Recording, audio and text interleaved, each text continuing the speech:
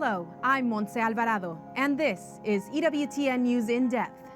Families suffer economic fallout from a raging pandemic. While Congress debates, families struggle.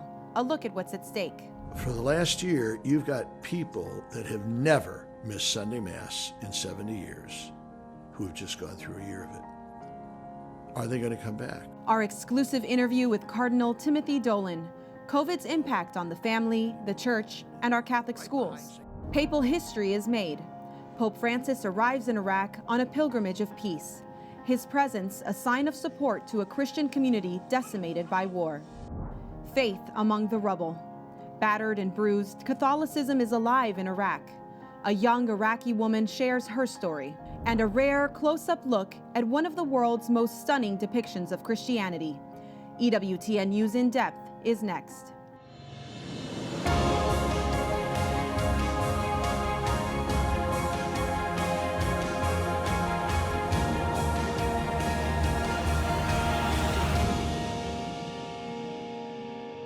Welcome to EWTN News In Depth. What amount of money is too much to help the American family? That's the debate in Congress this weekend. Democrats and Republicans are sharply divided over President Joe Biden's costly $1.9 trillion COVID relief plan. Families feeling economic pain from an unforgiving pandemic are left to wonder if and when that help will come. Correspondent Mark Irons reports. COVID-19 has taken lives, left people jobless, and placed even more of a burden on some of the most vulnerable members of society. The challenges during the pandemic are clearly financial. Among its provisions, President Joe Biden's $1.9 trillion American Rescue Plan would temporarily increase the child tax credit to provide COVID relief for families. But even when the pandemic passes, the needs aren't going away. The United States is incredibly behind lots of other countries in terms of the support that they give to children and families. As an alternative plan to President Biden's, Republican Senator Mitt Romney has a proposal that could help for years to come, the Family Security Act. It would deliver cash right into the hands of parents, $350 per month for children ages 0 to 5, and $250 a month for children ages 6 to 17. And the benefits would begin before birth. Parents could receive the cash allowance 4 months prior to a child's due date. Senator Romney says his proposal would support families from pregnancy through childhood, promote marriages, and even cut child poverty in the U.S. by up to 1/3. Some call the proposal both pro-family and pro-life. Yes, supporting family growth and family economics is a purely pro-life policy. It's not anti-abortion. It isn't seeking to restrict abortion. Rather, it's seeking to grow life, have more children, have more families. Connor Simmelsberger with the Family Research Council says one of the major reasons women seek abortion is because they feel they can't meet the financial needs. Specifically help those maybe single mothers that have faced a crisis pregnancy, that one of the reasons that they might be considering an abortion, as tragic as that is because she doesn't feel like she has the means to care for that child on her own. Some Republicans see the substance of Romney's proposal as a step in the right direction. And I think creative policies like this actually go to the heart of the matter of being on the journey of life for the unborn child and for the woman as well as the child after birth. But some of the most vocal critics so far have been within the party. Senators Marco Rubio and Mike Lee came out with a joint statement reading, "We do not support turning the child tax credit into what has been called a child allowance, paid out as a universal basic income to all parents. That is not tax relief for working parents, it is welfare assistance." The two senators are proposing an expansion of the child tax credit to help families without, quote, undercutting the responsibility of parents to work to provide for their families. Simmelsberger shared the same concern with Senator Romney's plan. Not tying this to the dignity that is human work that we need to not just diminish in our society, but actually increase. And then there's the question about who would ultimately pay for a program like this.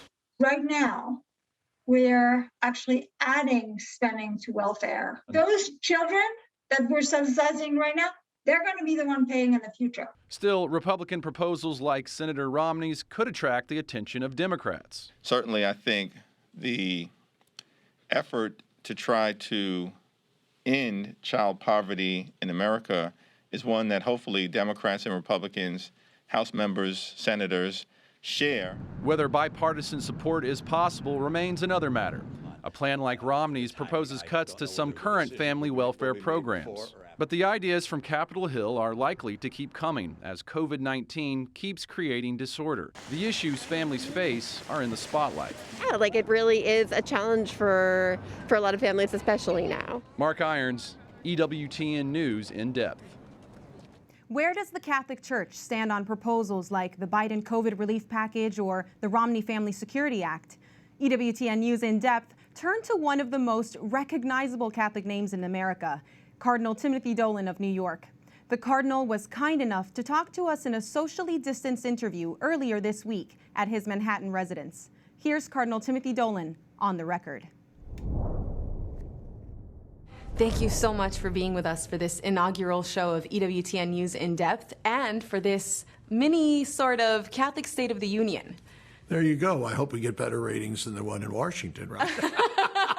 Thank you, Montserrat. You're the one. You're the one. I'm the one that's grateful to you for inviting me to be on this inaugural interview. Thank you. And you're very welcome here at this historic house, the Archbishop's residence at 452 Madison, right behind St. Patrick's Cathedral, America's Parish Church. It's a privilege to be here. Let's have a little chat about family. Let's do. There's been a lot of back and forth about this COVID relief bill, and you've seen similar forms come out of the Biden administration and now the Republican Party on different ways to support families. How should Catholics think about these issues? How should Catholics use Catholic social teaching to understand what is good for families? What's good policy? Well, look, I am immensely grateful and kind of surprised that there seems to be a growing consensus in our nation's capital about the urgency of supporting family life. I don't think marriage and family, properly understood, has been a priority in our government in recent years. Now, do we have some criticisms? Yeah, but boy, just the fact that they're saying our economic policy should always help, not hurt, support, not undermine marriage and family, because marriage and family, properly understood, are in trouble. You know, people are having less children. Marriage is being diminished in importance, and the unity of the family, the priority of the family, which is one of the pillars of Catholic social justice, the support of the family. What are some of the pitfalls, then, of a bill like this and things that Catholics should look out for? Well, a couple things we need to look out for. First of all, even though we're immensely grateful and relieved that the government is supporting the family, Catholics also, even though we're very vigorous in the insistence on a responsible government that has duties to society, especially to protect the vulnerable, we also are always a little reserved about government intrusion.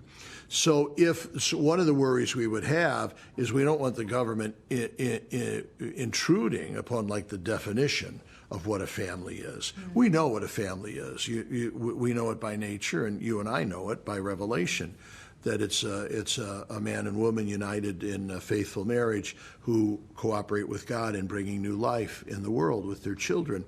That's family. We don't need government butting in and saying, oh, we want to change the definition, we want to expand it.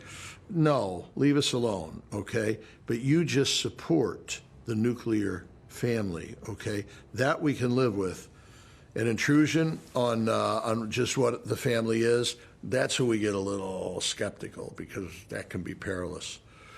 Let's talk about the pandemic. March 14th would be the day the lockdown began. That's right. So I remember that because it was 3 days before St. Patrick's Day. That's right. It's kind of a big day here in New York. So we're almost at the year mark, aren't we? We are. And how has it affected the essential nature of the church? Phenomenal. So you have people say that there was a spiritual revival that went on in their life.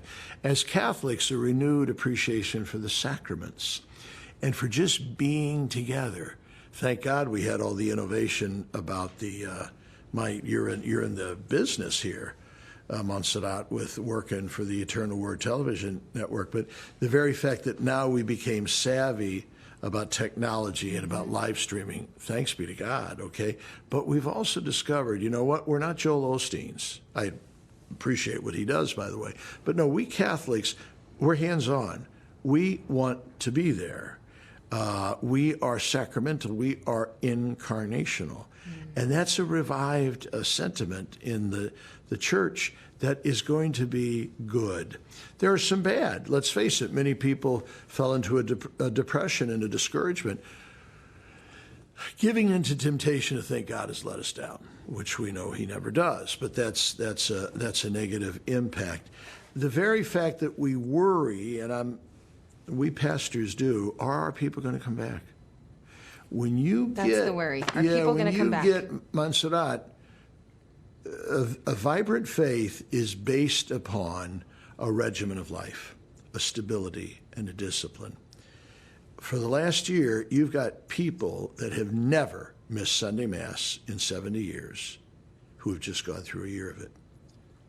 Are they going to come back? Or are they going to say, well, I didn't need this after all? I got a hunch they're going to come back, and I think anecdotally we see that beginning to happen. But that's a bit of a peril. That's one of the bad things that we do worry about. So it's a mixed bag, isn't it? Most things in life are. There's good and bad. What about Catholic schools? Our schools have always been highly admired, okay? But now, my God, everybody, they become acclaimed internationally.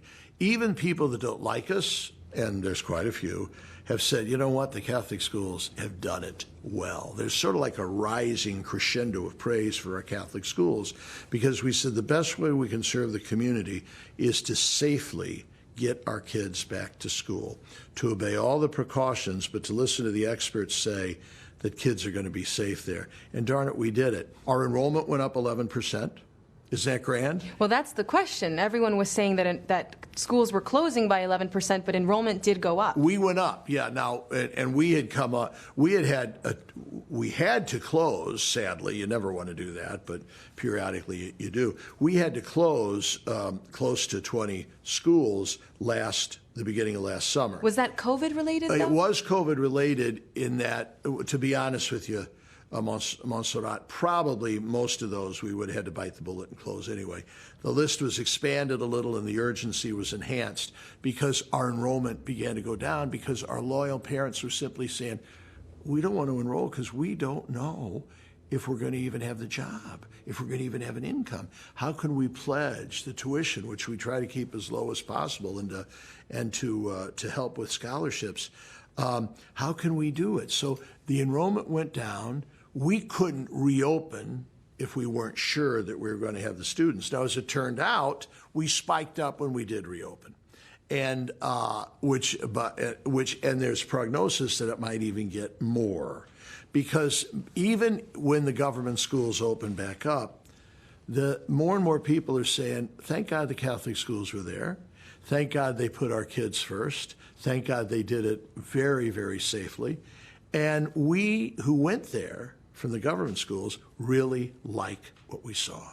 Then what about COVID relief for Catholic schools? Oh, we better get it. Now, the first two stages, they were considerate. And I'm not, this ain't charity, is it, Montserrat? This is justice, okay? Now, as you and I speak, we don't know what's going to happen now with the COVID relief bill. We'll know more after this show is over, but I'm confident that they're going to come through. Let's talk a little bit about something else moving through Congress, the Equality Act. The Equality Act, which we know is a bill that is supposed to ban discrimination against people based on sexual orientation and gender identity, but it does much more than that. Can you tell us a little bit about that and how that affects Catholics? I'm scared of it, and it puts us Catholics really in because the American psyche is always to say, how can you be against equality? Well, we are pro-equality when it comes to the protection of the dignity of the human person and the sacredness of human life. Count on us of being there whenever that equality. But this equality bill goes further in a way, diminishing respect for the human person and the sanctity of human life, because it jeopardizes it with some practices that are detrimental to the health of a prosperous, virtuous society, namely the attempt to change gender, namely the attempt to erase the God-given, nature-given distinction between man and woman. These are not good if we tamper with that. These are the basis for a virtuous, successful, prosperous society that protects the dignity of the human person properly understood. So we're against it on principle because we don't want to see some of these toxic measures go through. And secondly, we're against it because we know it is going to chip away at religious freedom. Well, talking about freedom of religion, let's talk about the Pope's visit to Iraq. It's a sign of great hope for many people. Yeah. Why is this timing and also this place so significant? Well, for a number of reasons, Montserrat. For one, we have a Holy Father, a very, very good one, who loves to show up when people are in trouble, okay? And that's the sign of a good dad. Good fathers like to spend time with their kids who are down or who are suffering. And Lord knows those people and the further extensions of the Mideast are. So he just wants to be there. That's his job. Number two, he wants to fulfill a dream of Pope St. John Paul II. Just the other day, he said, when somebody said, "Are you going to cancel this because of the dangers?" He said, "We can't disappoint the people twice." Pope St. John Paul II had to cancel in 2000 because of the dangers, and the Pope said he made the right decision. But he said, so I can't let him down again. I want to fulfill that dream of Pope St. John Paul II. And thirdly, well, he wants to borrow from a theme of Pope St. John Paul II of visiting the countries of our biblical roots. These issues can create confusion for some Catholics when they think about the relationship with the Muslim community and with Islam. And the Pope has received some criticism in putting caritas before veritas, in not making clear the distinction of what we actually believe in search of this common ground. Can you clarify that? That's always going to be a challenge for those of us who try to speak the truth with love, because as we embrace, as we show love, we're always worried that, we don't want to jeopardize the pointed nature of the truth. I think he does it, masterfully. He tries to balance it by saying, there's things we disagree with, very, very important things, but we also agree on the fatherhood of God. We agree on the primacy of faith. We agree that because God is our Father, we're all brothers and sisters. And let's emphasize that. And what's happening, of course, we have kind of a practical worry about the church in the Mideast because the population is going down. Now, it's always been a lower population in the apostolic times. Remember, those areas were heavily Christian. After Islam, in the 6th, 7th century, then the Christian population began to dwindle. But it was always, hovering somewhere under 10% in these lands. And those communities were very cohesive and they were very vibrant. But now they've been halved, if not worse. And more people are leaving. And we don't know what to do. When I was there, the people, Montserrat, they would cling to me. They would not let me go. They say, please help us get to America. And my brother bishops who were there, who were doing such a heroic job, said, please help us to enable refugees to get to the United States, but please help us more in bringing peace and stability so the people don't have to leave. This is their home. We don't want to lose them. And again, Pope St. John Paul II had a remarkably insightful comment when he said, we can't allow the church in the Mideast to become a museum. Thank you so much. My honor. Thank Thanks. you for this. Will you invite me back? Absolutely. And I'd love to come visit again. You come by, all right? Thank you. Thank you. We're very grateful to Cardinal Dolan and his staff for arranging this important interview. Our expert in-depth panel is up next. Their analysis of our interview with Cardinal Dolan, the Biden and Romney family relief plans, and what it all means for your Catholic family.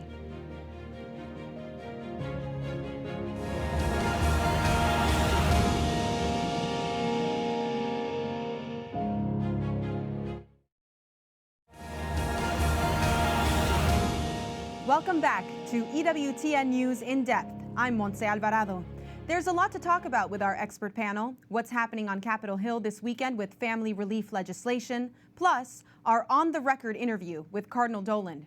Here to discuss, RAMESH PONNURU, Senior Editor at the National Review, Erica Bakioki, Fellow at the Ethics and Public Policy Center, and Dr. Matthew Bunson, EWTN Executive Editor and Washington Bureau Chief. The Senate has kicked off the debate on the $1.9 trillion COVID relief bill. This bill does include some help for families in the form of stimulus checks and an increase in tax credits, $5,000 per child. Erica, with more help for families in this bill and even in the Family Security Act proposed by Senator Mitt Romney, what does this mean for women?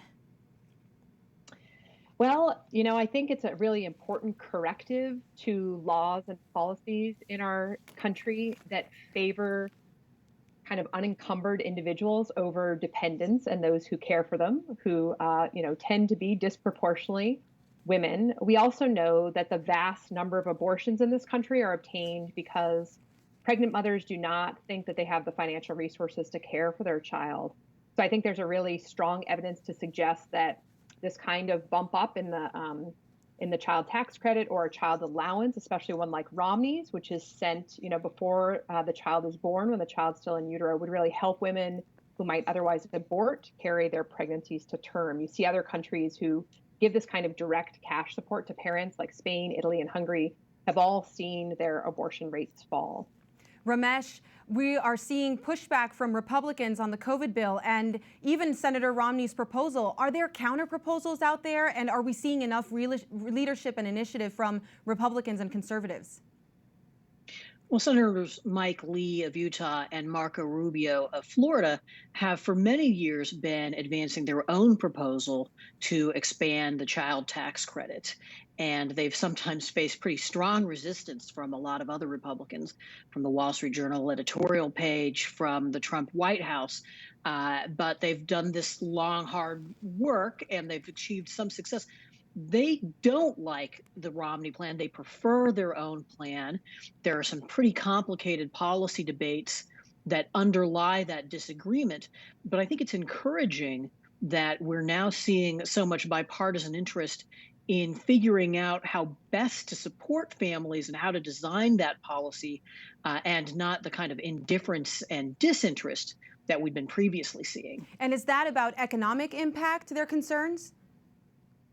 Well, I think it's a mix of things. Senators Rubio and Lee have been very concerned that any policy to promote families doesn't inadvertently undercut marriage, so that it doesn't increase the amount of single motherhood and the amount of single mother typically run households that are entirely reliant on the federal government for their economic livelihoods. They want more working two-parent households, and they don't want to go back to the old welfare system that we had, which many people worried was increasing that kind of dependence and increasing the decline of marriage and the decline of the family. Matthew, let's take a step back then. How should Catholics consider Catholic social teaching as they think about which of these bills protect the family? Well, first, to echo something Cardinal DOLAN said, it's remarkable, it's striking that there are so many elements of these proposed bills that actually resonate with Catholic social teaching. One of those pillars of Catholic social teaching is pursuit of the common good. And at a time when we have declining fertility rates, when couples are actually incentivized by the tax code to cohabitate, bills like this that promote family life, that actually promote potentially growing your family, at a time when parents would like to have more kids but think they can't afford to. These are very positive things from the standpoint of Catholic social teaching.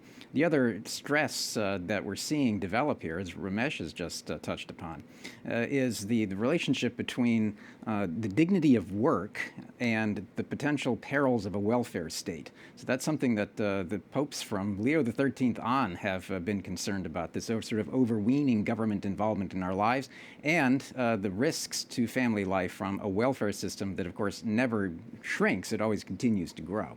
Erica, One thing that the New York Times pointed out in their endorsement of Senator Romney's plan was the impact on women and their desire for children compared to the European counterparts. What do you have to say about that? Yeah, I mean, one of the things that has been reported is that women are not, and men too, are not, achieving their desired fertility. And so I think, when that's really a problem, and we also know that the fertility rate is dropping and that this has, real consequences for us in the long term, supporting women and men who want to have children and supporting them, financially, because those are the reasons they're giving, is that it's just they're strapped financially. They see the great, giant costs and the rising costs of having children as wages stagnate and that sort of thing, especially among the working class and the poor. And so, it makes a lot of sense that the community, through, the state, step up and make sure that child-rearing families are not economically disadvantaged when compared to the childless.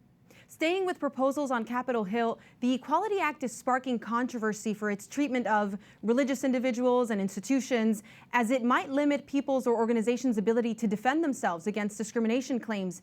Matthew, this directly impacts church teaching on abortion and gender identity. Can you explain this further? Well, the way to describe the Equality Act is it is a perfect diabolical trifecta. It redefines gender. It essentially wipes away the differences between men and women. It uses a very clever trick in order to expand abortion coverage.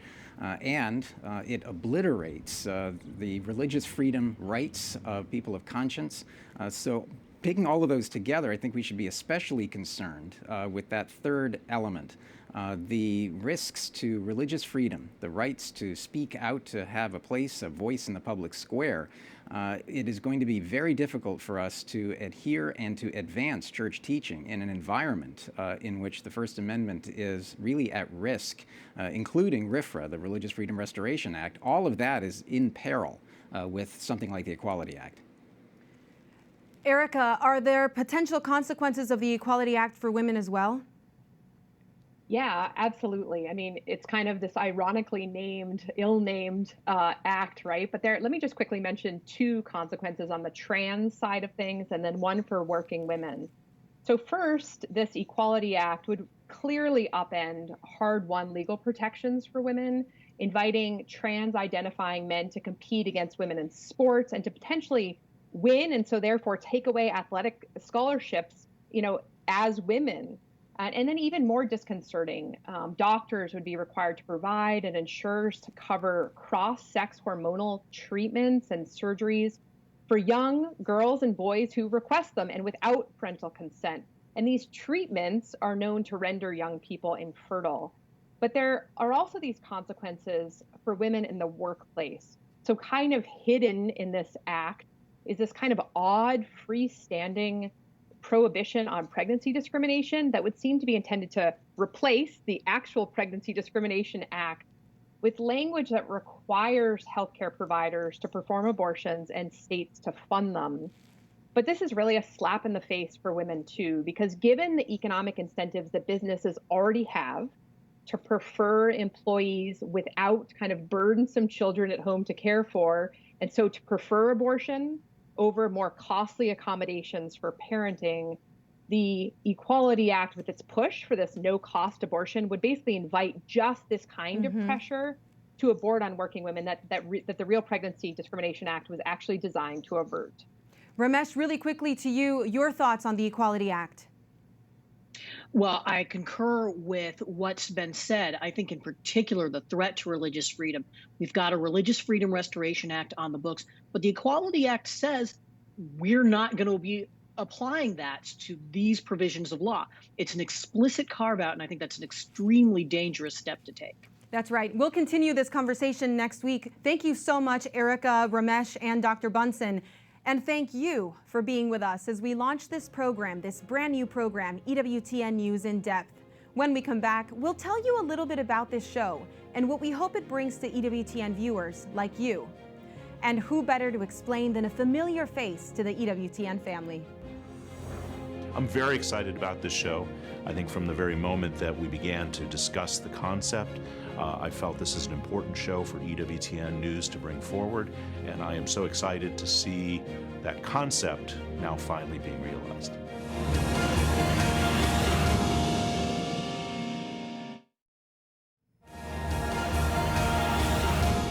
Catholic Church is about community. Grounded in the fundamental truths of Catholic teaching, EWTN News In Depth will explore issues at the intersection of our faith and the news in the world around us. We hope to be not just a show, but an opportunity for our faith community to hear, be heard, and rediscover our Catholic voice together. It was always my hope that we could create a show that would complement what we do with News Nightly by bringing that in-depth analysis, that in-depth discussion of the issues to the table. And so that's really what EWTN News In Depth was designed to do, was really to bring new voices, new faces into a deeper conversation about the most consequential issues that we're facing today. EWTN Chairman of the Board and Chief Executive Officer Michael Warsaw says there's a need for more news programming at the Global Catholic Network. Good evening and thanks for joining us tonight. I'm Tracy Sable. The EWTN family has long enjoyed the network's many news offerings. EWTN News Nightly, anchored by Tracy Sable, recaps the day's most important news for 30 minutes each evening from a Catholic perspective. From the Vatican to the White House to Capitol Hill, News Nightly reporters and guest interviews provide news of the world and the Church. The founding program on EWTN News, The World Over with Raymond Arroyo, has been on the air for 25 years. This weekly news magazine provides insightful commentary on faith, politics, culture, and the Church. Recently celebrating her 200th episode, Catherine Hadro hosts EWTN News Pro-Life Weekly. In a program dedicated solely to the life issue, Catherine regularly interviews politicians, church leaders, and cultural figures on issues ranging from conception to natural death. After more than 90 years, the Catholic Register is the largest national Catholic newspaper in the United States, providing its readers with timely news reporting as seen through the eyes of the magisterium. And the Catholic News Agency provides online, up-to-the-minute news impacting the lives of Catholics in the U.S. and around the globe. CNA is part of the ASI Group, including ASI Prensa, the largest and most visited online source of Catholic news in Spanish and Portuguese. And on the informative fun side, Church Pop is an inspirational online platform in multiple languages that creates shareable Catholic content. Working side by side with all these news partners, EWTN News In Depth will focus on the news of the week with more time to dig deep and discuss the broad range of issues impacting the faithful. EWTN News In Depth becomes a resource for people around the globe that they can turn to have a better understanding of the most important and most significant issues that are impacting them today, but also impacting us for generations to come. And my hope is that EWTN News In Depth can be a force for discussion and a force for change in the Church and in the broader culture as well, to bring Catholic values, Catholic understanding to the issues of the day. We look forward to you joining us as EWTN News explores the question of who we are as people, who we are as Catholics, and how we can confidently live our faith in the world.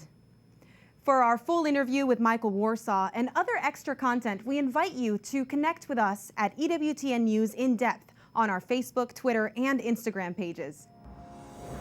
Coming up, the Pope is on the ground in Iraq. What this historic pilgrimage of peace signals to the world. Analysis with our expert roundtable ahead. And faith in time of war. A young Iraqi woman takes us on her journey, living Catholic amid religious persecution. EWTN News In Depth. We'll be right back.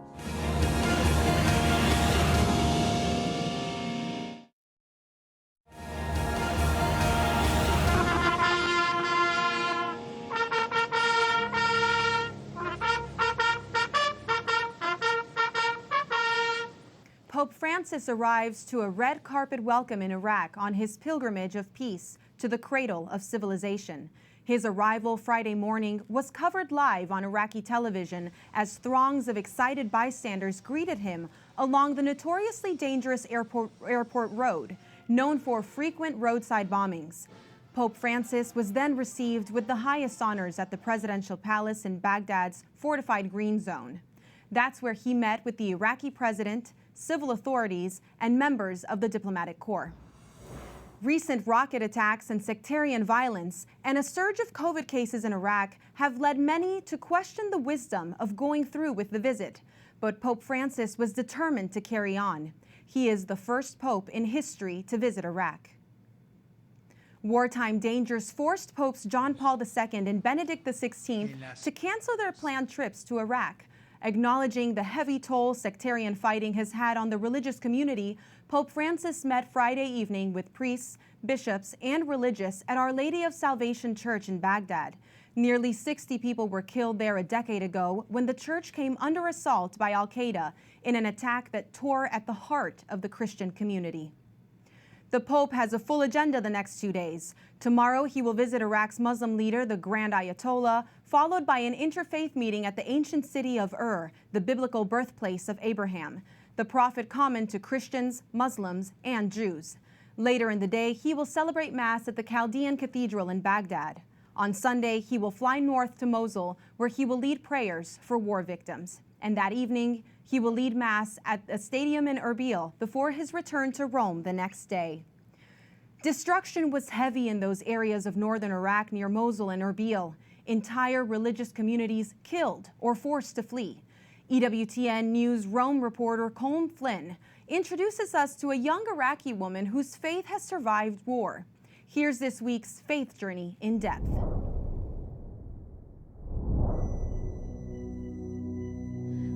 طالعة من بيت أبوها رايح البيت الجيران فات ما سلم علينا يمكن الحلو زعلان بالنسبة لطفل صغير For a child, the word war wasn't very familiar. A child's mind is imaginary, so we weren't aware of this word. It was a really tragic night, being suddenly made to leave your home, your friends, the people you already know. It was really terrible.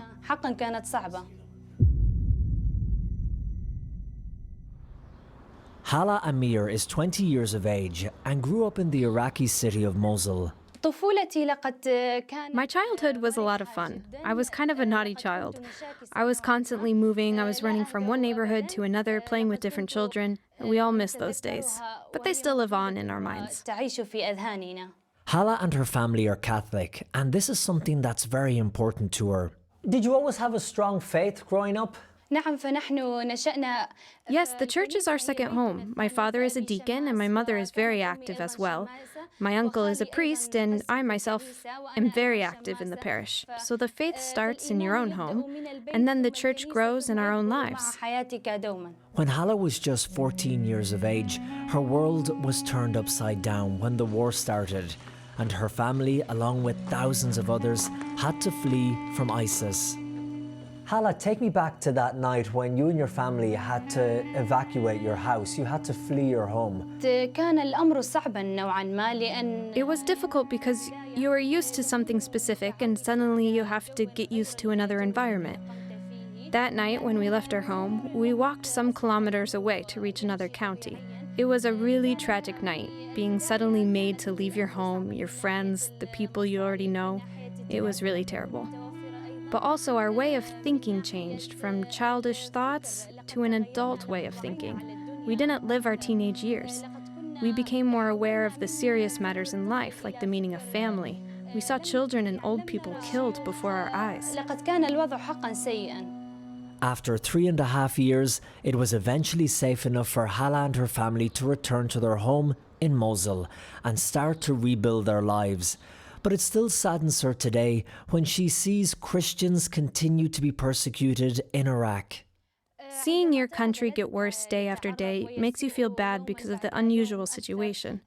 And it keeps getting worse day after day in many areas of life. And this makes us really sad. Today, Hala is studying dentistry at college in Mosul, and her faith is as strong as ever. Sure, this has an effect on your way of thinking and on the faith, the experiences you live. In the war, we formed a strong personality, one that doesn't fear, facing life and the reality. So also our faith has been changed through the daily troubles. And when you pray, and when you see that God is listening to you, your faith becomes stronger and deeper. How do you feel about Pope Francis coming to visit your nation, the first Pope to ever visit Iraq? The Pope's visit will have an effect on the general atmosphere in Iraq, of course, maybe also on the Iraqi Christians, but it will not change the position of the Christians who left Iraq after the war, and the life we used to have will not come back. The visit of the Pope will be a very nice gathering, to celebrate moments, be all together. But after he leaves Iraq, things will go back to the way they were.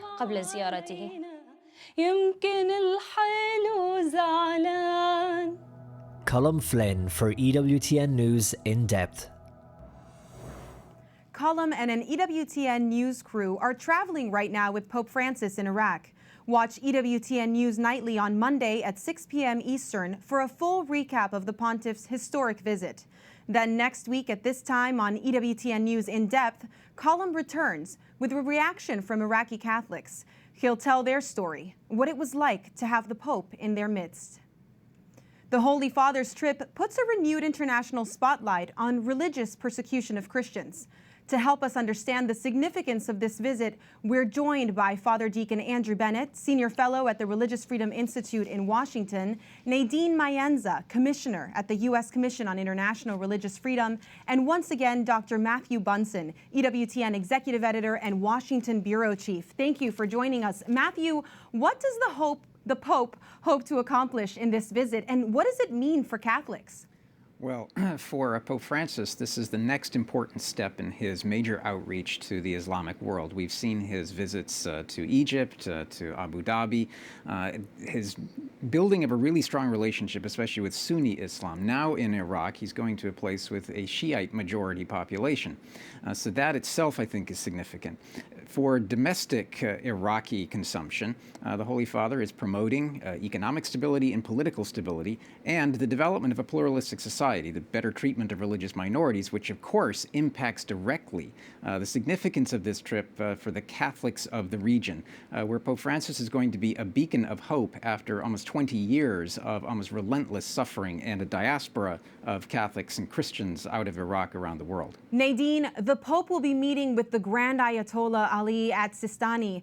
How can this visit advance dialogue between Catholics and Muslims? Well, the Pope flying to visit the Grand Ayatollah Sistani at his home in Najaf, one of the holiest cities of Shia Islam, is significant in a lot of many ways. The first thing is he's showing respect to the majority Shia community here in Iraq. And he's sending a message that the relationship between Muslims and Christians matters. You know, Christians historically have been an important part of Iraq, and they have a right to stay in their homeland. And Sistani could play a big role in that. The security situation is a real problem. These Shia militias that were actually created by Sistani by a fatwa in order to fight ISIS have just stayed in the Nineveh plains and control the movement and security there. And so Sistani could play a big role in helping those to pull back, to give Christians an opportunity, and Yazidis and other religious minorities to have a say in their own governance, their own security, which really is an important part of them being able to move forward and be able to stay in their homeland. Nadine, why are the Nineveh plains so important, so critical to them? Well, you know, it is the historical homeland of most of the Christians from Iraq, and it's also a very diverse population of all sorts of minority religions. So you've got the Kakai and Shabak and Turkmen, and of course the Yazidis and the Christians. And so this has been their historic homeland, and you know, they have a right to be able to go back to their own villages where they're from, and to be able to thrive and be able to raise their families there. Father Deacon Andrew, do you think the Vatican has been outspoken enough about the persecution of Christians and other religious minorities? I know in your role as the first ever Religious Freedom Ambassador of Canada, which was taken away with the transition of power, you dealt a lot with Christian minorities, but also with other religious minorities. Yes, well, I think, Montse, that the Vatican has been very outspoken on the persecution of Christians in Iraq and in Syria. And not only have they spoken about it and helped to raise awareness amongst Catholics globally about what's been happening in Iraq and Syria, but they've also acted, we have to remember, through organizations such as Caritas Internationalis and partnering with opportunities to rebuild some of the community there. I think the other thing to remember is that it's not just the Holy See that can act, but there are many other Catholic institutions and organizations that have been very active in addressing what has resulted from this persecution. So we should think about the Catholic Near East Welfare Association that has a particular mandate to support Eastern Christians, the Aid to the Church in Need, the Knights of Columbus have been very active, the Order of Malta and Malteser International. So there are many Catholic organizations that have been very active in support of the Vatican's outspokenness on what's been happening over the last, effectively, 2 decades, as we've seen an 80% reduction in the Christian population in Iraq. That's striking. Nadine, tell us about the United States response to this persecution of Christians and other religious minorities in Iraq.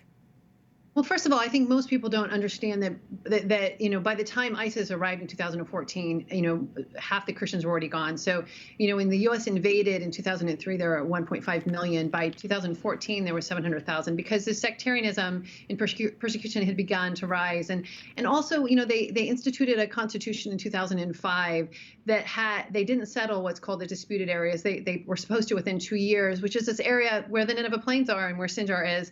And so what you have is they're called the in-between areas between the KRG and the Iraqi government. And so there's been this push and pull between the governments, and it's created, as well as the U.S. pulling out in 2011, and then ISIS rose up. But it's also contributed to this situation with the militias and with other security forces coming in. And so really, the U.S. government needs to push the Iraqi government and the KRG to take care of to settle these disputed areas, because that is the way forward for security. The U.S. government has put a lot of money into rebuilding, working with NGOs, of course, with a lot of the Catholic organizations on the ground there. They spent over $400 million since 2017. But the rebuilding and the reconstruction, we need more of that. Right. But we also need security. And can we actually expect change, a redirected or ignited recognition of the plight of Christians in the Mideast after the papal visit?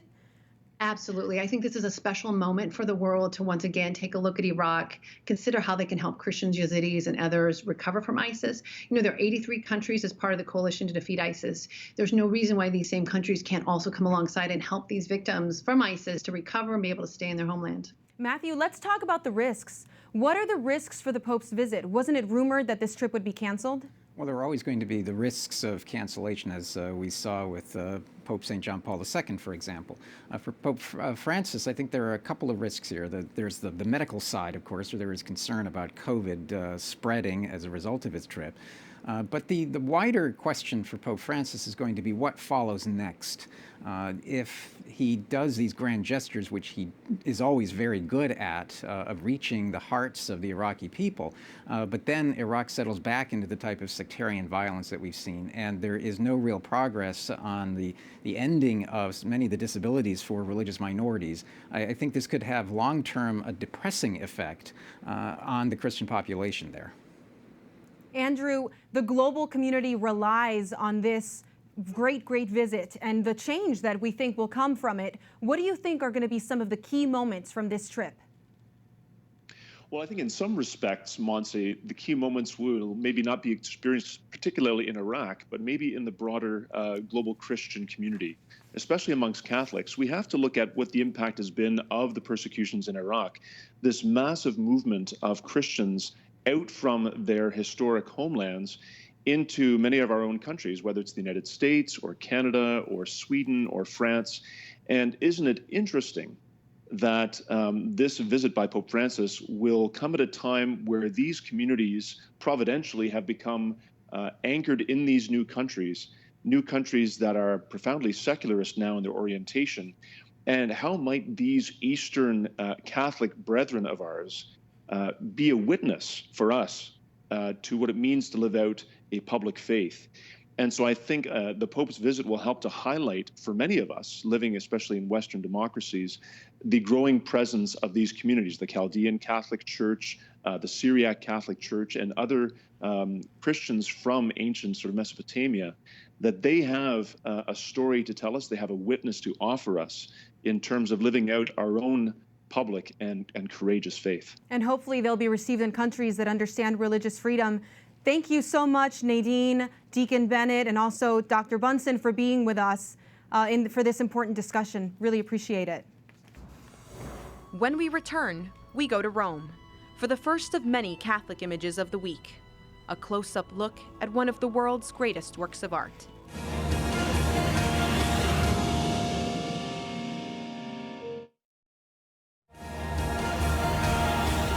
Every week, as we bring EWTN News In Depth to a close, we plan to bring you inspiring Catholic images from around the globe. Very soon, we'll invite you to send in your photography submissions. We'd like to see how you experience this Catholic life around your home and parish. This week, a special treat as the EWTN Vatican Bureau takes us behind the scenes at St. Peter's Basilica to a Mass very rarely held right in front of Michelangelo's famous Pietà.